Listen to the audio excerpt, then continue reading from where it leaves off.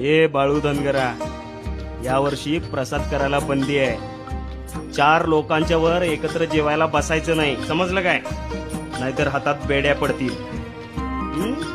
बर बाबा, सरकारी हुकूमच आहे, त्याला आम्ही काय करणार नाही का? आमचं प्रसाद करणं राहिलं.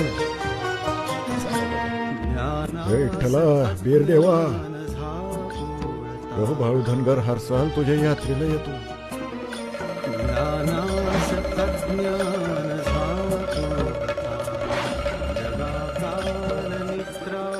मला काहीच दिसत नाहीये, माझ्या डोळ्यासमोर अंधारी. मामा, बाळू मामा, मला माफ करा मामा, आम्ही तुम्हाला खुली परवानगी देतो.